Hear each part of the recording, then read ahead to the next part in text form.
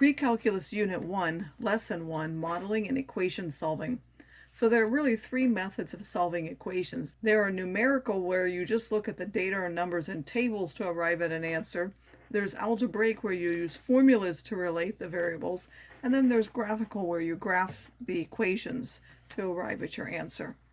Of course, one of the troubles with graphing calculators is that you have to worry about the window. Sometimes the window's too large, sometimes it can be too small to be able to see what you want, and you have to learn to adjust that so that it's not hiding any of your details. We've looked at algebraic and graphical before. We've not really looked at numerical. So we're first going to look at numerical, and then we're going to review algebraic and graphical for a few different types of equations. So a linear equation, if the constant change in x, and then you look to see if there's a constant change in y. Quadratic, if it's a constant change in x, produces a constant change in the differences in y's, which are called the second differences. So you look at the differences of the differences, that would make it quadratic.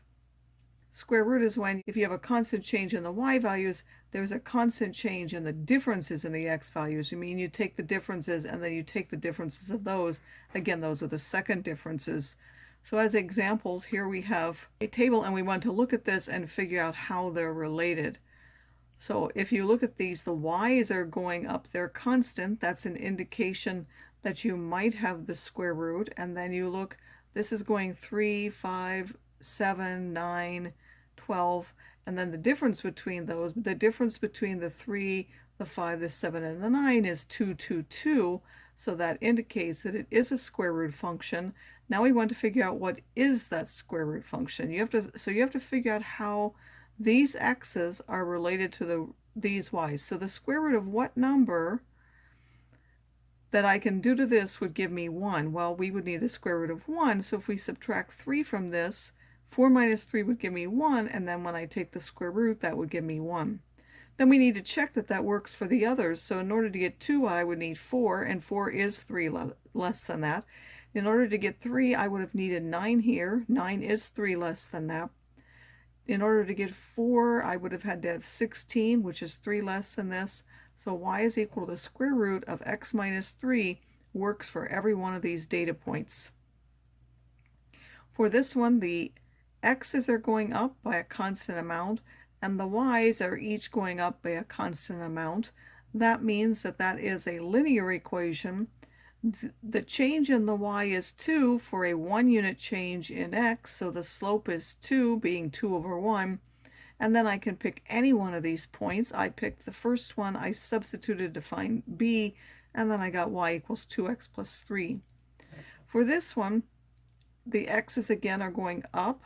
These are going 7, 9, 11, 13, 15. Those aren't constant, but if we look at the difference between those 7, 9, 11, 13, and 15, they're each going up by 2, so the differences of the differences are constant. That would indicate it's a quadratic function. So now we want to look, if we square each of these, how is that related to this? Well, if we square 9 and subtract 1, we would get 8. If we square 4 and subtract 1, we get 15. If we square 25 and subtract 1, we get 24, and so on. So the function is y is equal to x squared minus 1. I'll also remind you about now the different connections between quantities. We know that we have statements that are the same thing. A number is a root or a solution of an equation set equal to 0, meaning it's the same. If I looked at the related function for that, it would be a 0 of that graph, which is also called a y-intercept of that graph. To solve equations algebraically, we would isolate a function, at least for absolute value and square root. For quadratics, we don't. But for absolute value and square root, you would isolate them on a side by yourself before you try to undo them using a rule. The exception, again, is the quadratic, where we have to write them in the quadratic equation form with everything else on one side and set equal to 0, unless b happens to be 0, and then we can use the square root method. Solve equations graphically, you would graph each side of the original equation as a function. If there are two non-zero functions, you would want to find the point of intersection of those two. If there's a single equation that you relate to 0, then you would want to find the zeros of the function. So there are sort of two ways of doing it. We're going to look at both algebraic and graphical solutions for these two. This one is a quadratic. There is no x term, so I can use the square root method. I'm going to take all the x squareds on one side, the numbers on the other side, divide and get x squared by itself, take the square roots. There will be two solutions, one with a plus, one with a minus, and then I'm simplifying the radical form. If I use my calculator to approximate those, I would get plus or minus 2.082. If you solve them graphically, you're going to graph y equals this as a function and graph y equals this as a function. Find the point of intersections. So on your graphing calculator, you would find that this is x is minus 2.082, and you would find that this is x is 2.082. And for this square root function, you have to isolate the square root on a side by itself, except for possibly if there's a number in front.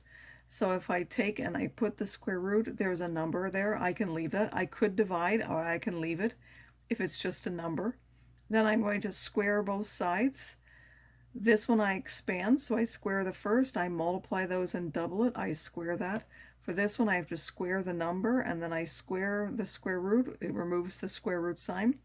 Then it's a quadratic, so I'm going to take everything to one side, see if I can factor, which I can. To make this 0 would be 5. What would make this 0 would be minus 3. But if I check them, I can put minus 3 in here. This would give me minus 2 on this side. And if I put minus 3 in here, I would get positive 2. So this would not be equal to 0. This one's an extraneous solution. If I put in 5, this part would be 6. 5 here, this would be 9. Square root of that is 3 times 2 is 6. So this one is a solution. If we graph, you can graph it directly like this and see if it equals 0. So I just left it as one function instead of looking at it as two. I'm going to graph this one function and find where it's 0. It happens to be 0 at x equals 5, which is the solution to that. Another one would be an absolute value. We can do it graphically with both methods. What will we get? So we would graph this side as a function and this side as a function. We now want to find the intersection points. That would be here and here. If you find the x values that go with that, that's 4/3 and 4. You can also take everything to one side. So take this over here, which would give you this function. Now you want to find what that equals 0. So that graphically gives you this function. The zeros are here and here. And again, those are 4/3 and 4.